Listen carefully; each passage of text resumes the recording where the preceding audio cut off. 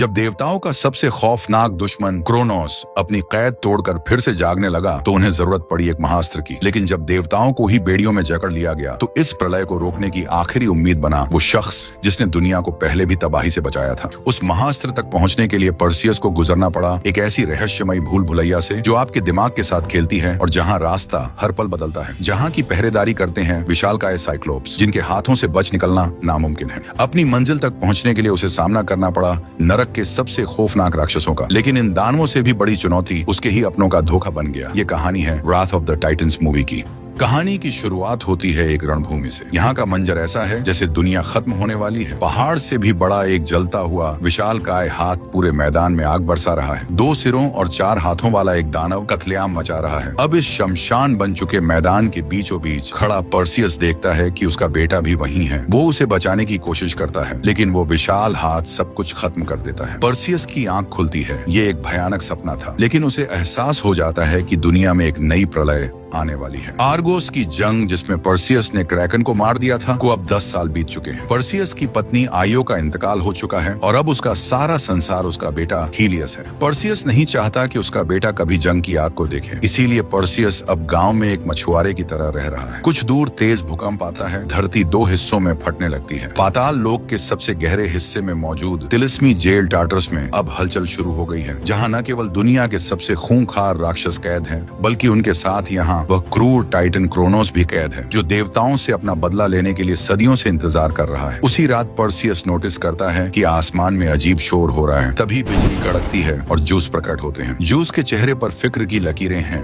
वह पर्सियस को कहता है कि आर्गोस की तबाही के बाद इंसानों ने देवताओं से प्रार्थनाएं करना बंद कर दिया है, जिसकी वजह से देवता बूढ़े हो रहे हैं और उनकी ताकत खत्म हो रही है। जूस कहता है कि टार्टरस की जेल से अगर क्रोनोस आजाद हो गया तो पूरी दुनिया राख बन जाएगी। जूस पर्सियस की मदद मांगता है, लेकिन पर्सियस कहता है कि वो अपने बेटे को अकेले छोड़कर नहीं जा सकता और वो जूस के साथ जाने के लिए इनकार कर देता है। जूस पर्सियस से कहता है कि तुम्हारा आधा इंसान होना तुम्हें देवताओं से भी ताकतवर बनाता है। यह कहकर वह वहाँ से चला जाता है। जूस अब सीधा अंडरवर्ल्ड के सबसे गहरे हिस्से में पहुँचता है। पोसाइडन भी पहले से ही वहाँ पहुँच चुका है। कुछ देर बाद जूस का बेटा एरिस भी वहाँ आ जाता है। एरिस जूस से काफी खफा है क्योंकि उसे लगता है कि जूस ने उससे ज्यादा अहमियत पर्सियस को दी है। जूस उन्हें टार्टरस जेल के पास लेकर जाता है। टार्टरस की उस अद्भुत जेल की दीवारों में काफी हलचल है। जूस हेडीज को पुकारता है। हेडीज वहाँ प्रकट होता है। जूस हेडीज से पुरानी दुश्मनी भूलकर साथ लड़ने के लिए कहता है ताकि क्रोनोस को कैद में रखा जा सके, लेकिन तभी उनको कुछ राक्षस चारों तरफ से घेर लेते हैं और उन पर हमला कर देते हैं। दरअसल हेडीज ने उनको धोखा दिया है। अचानक हुए हमले की वजह से जूस और पोसाइडन भी उनका मुकाबला नहीं कर पाते हैं। एक आग का गोला पोसाइडन को जाकर लगता है और वो घायल हो जाता है। एरीज भी अपना हथियार निकालता है, लेकिन वो अपने ही पिता जूस पर हमला कर देता है क्योंकि एरीज भी हेडीज से मिला हुआ है। जूस को ये देखकर काफी धक्का लगता है। जूस को बेहोश करने के बाद एरीज जूस के हथियार थंडरबोल्ट को ले लेता है। अगली सुबह जमीन से खौफनाक राक्षस निकलने लगते हैं। पर्सियस नोटिस करता है कि उनमें से एक आग का गोला उनके गांव की दिशा में बढ़ रहा है। वह तेजी से अपने घर की तरफ भागता है। वह आग का गोला उनके गांव के बीच गिरता है। जमीन के अंदर एक दानव तेजी से आगे बढ़ता है और एक धमाके के साथ जमीन फाड़कर बाहर निकलता है। पर्सियस नोटिस करता है कि राक्षस सीधा उसके बेटे की दिशा में जा रहा है। वह अपनी वो तलवार उठाता है जो जूस ने उसे दी थी। पर्सियस उस राक्षस की दिशा में भागता है। चारों तरफ उस दानव ने तबाही मचा रखी है और लोगों को जिंदा जला रहा है। तभी वह दानव काइमेरा उसके सामने आता है। ये 2 सिरों वाला एक ऐसा शैतान है जो एक सिर से जहर फेंकता है और दूसरे सिर से आग उगलता है और जिसकी पूंछ एक जहरीला सांप है। पर्सियस अपनी फुर्ती का इस्तेमाल करके काइमेरा के ऊपर जंप करता है और उसके ऊपर वार करता है, लेकिन काइमेरा पर्सियस को गिरा देता है। काइमेरा उन्हें जलाने की कोशिश करता है, लेकिन पर्सियस पास पड़े एक लकड़ी के टुकड़े को उठाकर उस आग को रोक लेता है। काइमेरा फिर से गांव वालों के पीछे दौड़ता है। वो सब कुछ तोड़ते हुए आगे बढ़ता है। पर्सियस भी उसका पीछा करता है, लेकिन जैसे ही वह हीलियस तक पहुंचना चाहता है, काइमेरा दीवार तोड़कर उनके बीच आ जाता है। हीलियस की जान बचाने के लिए पर्सियस काइमेरा को ललकारता है। काइमेरा पर्सियस को घसीटते हुए दौड़ता है और वो दोनों दीवार तोड़ते हुए एक घर में जा गिरते हैं। काइमेरा एक जाल में फंस जाता है और उसके जहर फेंकने वाले मुंह में लोहे का एंकर फंस जाता है। काइमेरा अपनी सांप वाली पूंछ से हमला करने की कोशिश करता है, लेकिन पर्सियस उसे काट देता है। काइमेरा वहां से भाग उठता है। पर्सियस उस पर हमला करता है और उसके एक सिर को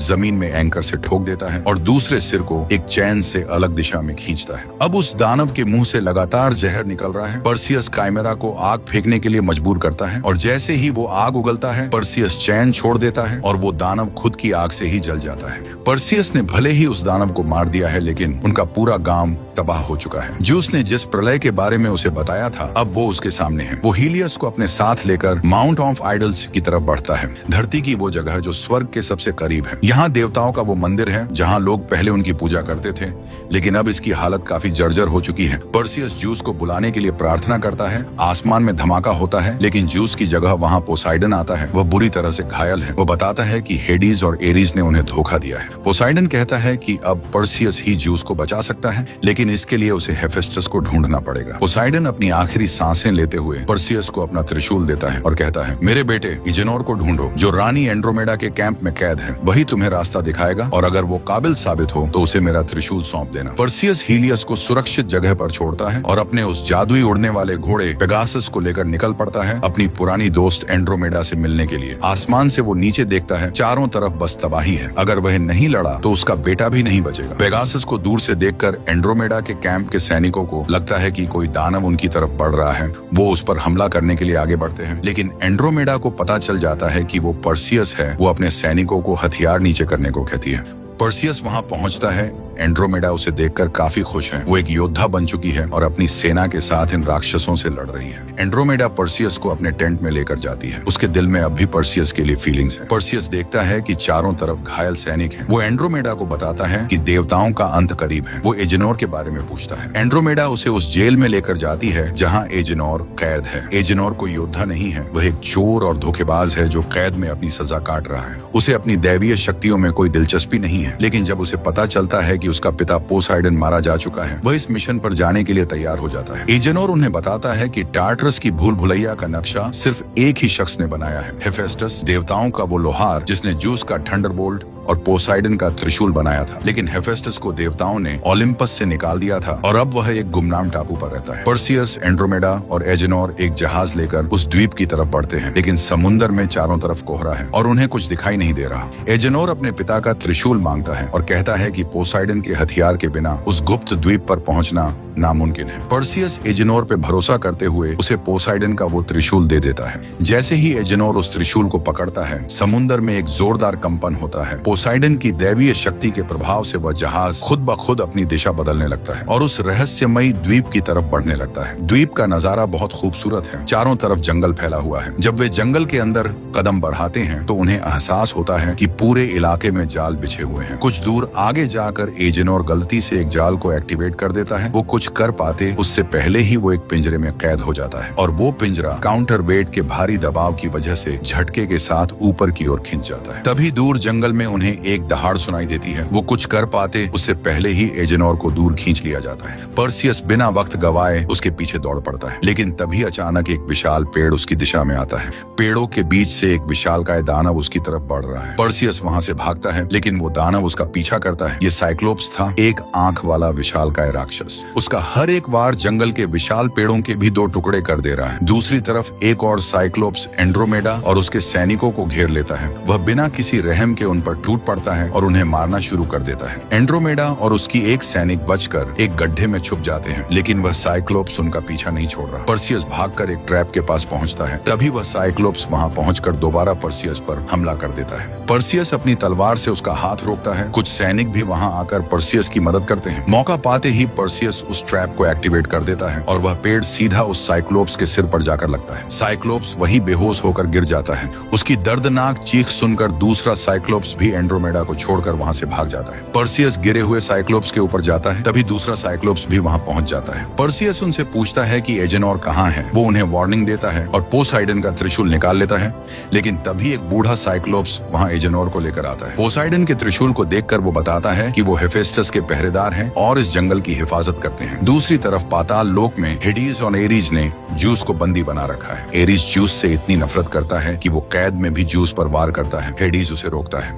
हेडीज कहता है कि ये उसकी सल्तनत है और एरीज अपनी औकात में रहे। उन्हें ज्यूस को मारने की जरूरत नहीं है क्योंकि क्रोनोस ने ज्यूस की शक्तियों को खींचना शुरू कर दिया है। जब ज्यूस उनसे पूछता है वो ऐसा क्यों कर रहे हैं, तब हेडीज बताता है कि उन्होंने क्रोनोस से एक सौदा किया है। अगर वे ज्यूस की दिव्य शक्ति क्रोनोस को सौंप कर उसे दोबारा जिंदा कर देते हैं तो बदले में क्रोनोस उन्हें अमरता का वरदान देगा। हेडीज कहता है कि देवता अब मरने लगे हैं, लेकिन उन्हें इंसानों की तरह स्वर्ग नहीं मिलता, बल्कि उनका अंश इस दुनिया से खत्म हो जाता है और हेडीज अपना ऐसा अंत नहीं चाहता। पर्सियस और उसका काफिला अब साइक्लोप्स के साथ उस जगह की ओर बढ़ रहा है जहाँ हेफेस्टस रहता है। वो बूढ़ा साइक्लोप्स उन्हें एक विशाल पहाड़ के नीचे मौजूद गुफा के पास लेकर जाता है। गुफा के अंदर जाने पर उनकी मुलाकात हेफेस्टस से होती है। हेफेस्टस अब एक बूढ़ा और थोड़ा पागल सा दिखने वाला शख्स बन चुका है। वह देवताओं से नफरत करता है क्योंकि उन्होंने उसे छोड़ दिया था। हेफेस्टस उन्हें अपनी गुप्त लैब में ले जाता है और खुलासा करता है कि टार्टरस की रचना उसी ने की थी, लेकिन टार्टरस बनाते समय उसने अपने लिए एक गुप्त रास्ता भी बनाया था। मगर यह रास्ता किसी साधारण मार्ग जैसा नहीं बल्कि एक पेचीदा भूल भुलैया है। जब पर्सियस उसे बताता है कि एरीज और हेडीज मिलकर क्रोनोस को आजाद कर रहे हैं तो हेफेस्टस उनकी मदद करने के लिए मान जाता है। वे सभी उस खतरनाक भूल भुलैया की ओर रवाना हो जाते हैं। रास्ते में हेफेस्टस एजेनोर को भूल भुलैया का नक्शा देता है। वह उनको बताता है कि भूल भुलैया महज पत्थरों की दीवार नहीं है, बल्कि यह आपके दिमाग के साथ खेलती है। हर मोड़ पर सैकड़ों दरवाजे मिलेंगे और किसी भी गलत दरवाजे का चुनाव निश्चित मौत है। जैसे ही यह काफिला भूल भुलैया के मुहाने पर पहुंचता है, हेफेस्टस उस तिलिस्मी दरवाजे को खोल देता है। तभी आसमान चीरते हुए एक जोरदार धमाका होता है और बिजली की रफ्तार से एरीज उनके सामने आकर गिरता है। पर्सियस उसे रोकने की कोशिश करता है, लेकिन उसके वार का एरीज पर कोई असर नहीं होता। एरीज अपने हथियार निकालता है और एक एक करके उन सैनिकों को मारने लगता है। वे सैनिक एरीज की शक्ति के आगे पूरी तरह बेबस नजर आते हैं। एंड्रोमेडा भी बहादुरी दिखाती है, लेकिन एरीज के वार से वो भी दूर जाकर गिरती है। भूल भुलैया का दरवाजा भी अब वापस बंद होने लगता है। हेफेस्टस दरवाजे को रोकने के लिए अपने हथियार का इस्तेमाल करता है। एरीज अब पर्सियस पर हमला करता है। पर्सियस को बचाने के लिए एजेनोर एरीज पर पीछे से वार करता है। इसी गहमागहमी में हेफेस्टस का हथियार टूट जाता है। एंड्रोमेडा भागकर अंदर चली जाती है। उसके पीछे पर्सियस और एजेनोर भी अंदर भागते हैं। पर्सियस और उसके साथियों को बचाने के लिए हेफेस्टस खुद को कुर्बान कर देता है। अंदर पहुंचते ही पर्सियस एक खतरनाक ढलान से फिसलकर भूल भुलैया के सबसे निचले अंधेरे हिस्से में जा गिरता है। यहाँ एंड्रोमेडा और एजेनोर भी है। वे तीनों आगे बढ़ने की कोशिश करते हैं, मगर हर मोड़ पर रास्ता पत्थर की दीवारों से बंद मिलता है। इस अनंत और विशाल भूल भुलैया को पार करना अब पूरी तरह नामुमकिन नजर आने लगा है। तभी उनकी पास की दीवारें भी खिसकने लगती हैं। वो तीनों वहां से भागते हैं और बाल बाल बचते हैं, मगर जैसे ही वे बाहर निकलते हैं वे उस तिलिस्मी भूल भुलैया के ऐसे हिस्से में पहुंचते हैं जहां रास्ता हर पल अपना रूप बदल रहा है। टार्टरस की ये जगह किसी जिंदा शैतान जैसी है। वो कुछ कर पाते उससे पहले ही वो नीचे खींच लिए जाते हैं। पर्सियस अब एक अंधेरे कमरे में जाकर गिरता है जहां एक राक्षस उस पर हमला करता है। ये दानव हर बार हमला करने के बाद पर्सियस को गिराकर भाग जाता। जब पर्सियस थक जाता है तब वो दानव अपना चेहरा दिखाता है। ये मिनोटॉर था, आधा इंसान और आधा सांड। मिनोटॉर जब फिर से पर्सियस पर हमला करता है तब पर्सियस अपनी फुर्ती दिखाते हुए उसका सींग तोड़ देता है। फिर वह उसी सींग को हथियार बनाकर उस राक्षस को मार गिराता है। मिनोटॉर को खत्म करते ही वो जगह फिर से अपना रूप बदलने लगती है और एक नया आकार ले लेती है। पर्सियस आगे बढ़ता है तो उसे एंड्रोमेडा और एजेनोर मिलते हैं। वो लोग देखते हैं कि वो अब आखिरकार टार्टरस के केंद्र में पहुंच चुके हैं। ज्यूस को विशाल जादुई जंजीरों से हवा में लटकाया गया है। ज्यूस हेडीज से माफी मांगता है। ये सुनकर हेडीज चौंक जाता है। ज्यूस कहता है कि वह इस पूरी साजिश के लिए हेडीज को माफ कर रहा है। हेडीज की आंखों में अपने भाई के लिए दया और अपनी गलती के लिए पछतावा साफ दिखाई देता है। तभी वहाँ एरीज आता है और हेडीज पर हमला कर देता है। एरीज ज्यूस के हथियार से हेडीज को मारने की कोशिश करता है, मगर ज्यूस उस हथियार को सक्रिय होने से रोक देता है। ज्यूस कहता है कि वो उसे हेडीज को नहीं मारने देगा। मौके का फायदा उठाकर हेडीज एरीज को लेकर वहाँ से नीचे की गहराइयों में कूद जाता है। क्रोनोस भी अब पूरी तरह जागने की कगार पर पहुंच चुका है। पर्सियस, एंड्रोमेडा और एजेनोर के साथ वहाँ पहुंच जाता है। वो लोग ज्यूस की जंजीरों को तोड़ने की कोशिश करते हैं। क्रोनोस उन्हें रोकने के लिए अपना हाथ उनकी तरफ बढ़ाने लगता है। पर्सियस अब अपनी पूरी ताकत का इस्तेमाल करते हुए उन जंजीरों को तोड़ देता है, लेकिन एरीज फिर से वहाँ आ जाता है। वो एक धमाका करता है जिससे एंड्रोमेडा हवा में उछल जाती है, पर पर्सियस उसे पकड़कर बचा लेता है। हेडीज वहाँ आकर एरीज को रोकता है और सबको वहाँ से जाने के लिए कहता है, लेकिन जब पर्सियस ज्यूस को लेकर वहाँ से जा रहा होता है, एरीज हेडीज पर वार करता है और उससे पोसाइडन का त्रिशूल छीनकर ज्यूस की दिशा में फेंकता है। वो त्रिशूल सीधा ज्यूस को जाकर लगता है। बिगड़ते हालातों को देख ज्यूस अपनी अंतिम बची हुई ताकत का इस्तेमाल करता है। एक धमाका होता है और वो पाताल लोक से बाहर पहुंच जाते हैं, लेकिन अब ज्यूस की सारी शक्तियां खत्म हो चुकी हैं और वो मौत के बहुत नजदीक हैं। ज्यूस पर्सियस को बताता है कि क्रोनोस को सिर्फ एक महाअस्त्र स्पीयर ऑफ ट्रियम से मारा जा सकता है, जो ज्यूस के थंडरबोल्ट, पोसाइडन के त्रिशूल और हेडीज के हथियार को एक साथ जोड़कर बनेगा। लेकिन थंडरबोल्ट अब भी एरीज के पास था। पर्सियस एरीज से प्रार्थना के जरिए बात करता है। वो कहता है कि अब समय आ गया है कि वो साबित कर दे कि उनमें से कौन ज्यूस का काबिल बेटा है। पर्सियस एजेनोर और एंड्रोमेडा को कहता है कि उन्हें क्रोनोस को कुछ समय के लिए रोकना होगा। इसके बाद पर्सियस एरीज से मुकाबला करने के लिए वहां से निकल पड़ता है। अब इस तबाही को रोकने की सारी जिम्मेदारी एंड्रोमेडा के जांबाज सैनिकों के कंधों पर आ टिकी है। तभी एक जोरदार धमाका होता है। ये इतना तेज है कि पूरा मैदान धुएं के गुबार में समा जाता है। एंड्रोमेडा को एहसास हो जाता है कि ये क्रोनोस है। धमाके से निकल रहे आग के गोलों से बचते हुए पर्सियस आगे बढ़ता है, लेकिन जैसे ही ये धधकते गोले जमीन से टकराते हैं, उनके अंदर से क्रोनोस के खूंखार योद्धा मखाई निकलते हैं। जैसे ही ये राक्षस इंसानी फौज पर हमला करते हैं, मंजर कत्लेआम में बदल जाता है। मखाई की तलवारें बिजली की रफ्तार से चलती हैं और एक एक वार में कई सैनिकों के पर खच्चे उड़ा देती हैं। दूसरी तरफ पर्सियस मंदिर में पहुंचकर देखता है कि एरीज पहले से वहां खड़ा है, लेकिन एरीज हीलियस को भी वहां लेकर आया है। एरीज पर्सियस से कहता है कि वो उसे उसके बेटे के सामने मारेगा, ताकि उसे पता चल सके कि अगर किसी से उसका बाप छीन लिया जाए तो उस पर क्या गुजरती है। पर्सियस एरीज पर हमला करता है, लेकिन एरीज की ताकत पर्सियस के मुकाबले कहीं ज्यादा है। पर्सियस के वार बेअसर साबित होते हैं और एरीज उसे उठा के पटक देता है। एरीज उसे बहुत ही बेरहमी से मारता है और उसे पकड़कर मंदिर में मौजूद विशाल पिलर्स पर दे मारता है। जब एरीज को लगता है कि पर्सियस हार चुका है, तब वो वापस हीलियस के पास जाता है। लेकिन अब पर्सियस अपने बेटे को बचाने के लिए अपनी बची हुई ताकत जुटाकर एरीज पर हमला करता है। वो उसे पीछे से पकड़ता है और उसी का खंजर एरीज के सीने में मारता है। इसके बाद पर्सियस ज्यूस का थंडरबोल्ट एरीज में घुसा देता है। अपने भाई को मरता देख पर्सियस को दुख होता है। एरीज मर जाता है और उसका शरीर राख बनकर बिखर जाता है। अब उसके पास तीनों हथियार आ गए हैं और वो क्रोनोस का सामना करने के लिए तैयार है। वो उन तीनों हथियारों को जोड़ता है जिससे बनता है वो महाअस्त्र स्पीयर ऑफ ट्रियम्फ। अब हेडीज भी युद्ध के मैदान में पहुंच चुका है। वो ज्यूस के पास जाता है और उसे कहता है कि मैंने भी तुम्हें माफ कर दिया है। ये कहकर वो अपनी आधी ताकत ज्यूस को दे देता है। ज्यूस के घाव भर जाते हैं और वो फिर से जवान हो जाता है। देवताओं का यह पुनर्मिलन अब इस तबाही को रोकने की नई उम्मीद है। अब ये दोनों भाई क्रोनोस के राक्षसों को धूल चटाने लगते हैं। इन दोनों को रणभूमि में लड़ते देखकर एहसास होता है कि आखिर इन्हें ब्रह्मांड का देवता क्यों कहा जाता है। हेडीज और ज्यूस अपनी शक्तियों से क्रोनोस के मखाई दानवों को मक्खियों की तरह हवा में उड़ा देते हैं। लेकिन तभी क्रोनोस जमीन को फाड़कर बाहर निकलने लगता है, जिसका आकार इतना विशाल है कि उसके सामने पहाड़ भी छोटे लग रहे हैं। ज्यूस अपनी शक्तियों का इस्तेमाल कर क्रोनोस पर हमला करता है, लेकिन इससे क्रोनोस अब और भी ज्यादा गुस्से में आ जाता है। वह अपने एक ही वार से पूरे के पूरे पहाड़ को नेस्तो नाबूद कर देता है। पर्सियस भी अब क्रोनोस की तरफ बढ़ रहा है, लेकिन क्रोनोस लगातार आग की बारिश कर रहा है। उसका हर एक हमला पूरे जंग के मैदान में आग के गोले बरसा रहा है। ज्यूस और हेडीज को समझ आ जाता है कि पर्सियस को क्रोनोस तक पहुंचाने के लिए उन्हें क्रोनोस को रोकना पड़ेगा। वो दोनों अपनी शक्तियों को मिलाकर अपनी पूरी ताकत के साथ क्रोनोस पर एक वार करते हैं। इस वार से क्रोनोस भी हिल जाता है और चंद पलों के लिए अपना मुंह खोल लेता है। पर्सियस को हमला करने का एक मौका मिल जाता है। क्रोनोस ज्यूस और हेडीज को रोकने के लिए जमीन पर अपना मुक्का मारता है, जिससे आग का एक तूफान उठ जाता है। ज्यूस अपनी बची हुई ताकत का इस्तेमाल करके एक सुरक्षा कवच बनाकर हेडीज को बचा लेता है। पेगासस भी पर्सियस का पूरा साथ देता है और वो दोनों आग को चीरते हुए आगे बढ़ते हैं। पर्सियस सीधे क्रोनोस के उस जलते हुए मुंह में एक सुसाइड डाइव लगाता है।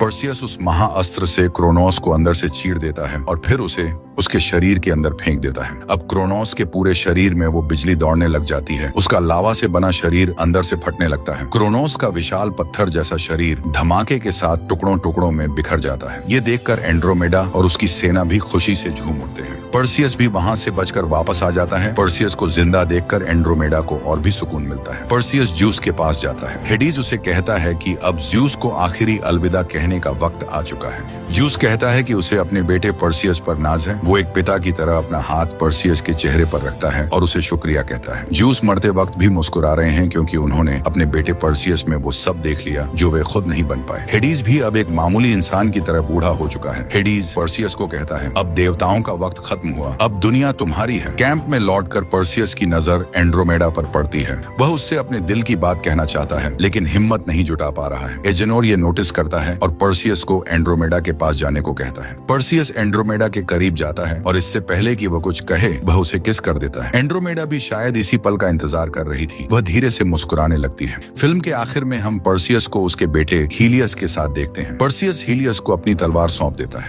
वह उसे समझाता है कि तुम्हारी रगों में देवताओं का खून है और तुम्हें अपनी इस शक्ति का इस्तेमाल हमेशा लोगों की भलाई के लिए करना होगा। पर्सियस की कहानी का फर्स्ट पार्ट देखने के लिए स्क्रीन पर आ रहे वीडियो पर क्लिक करें और अगर आपको यह वीडियो पसंद आया तो इसे लाइक और हाइप करें।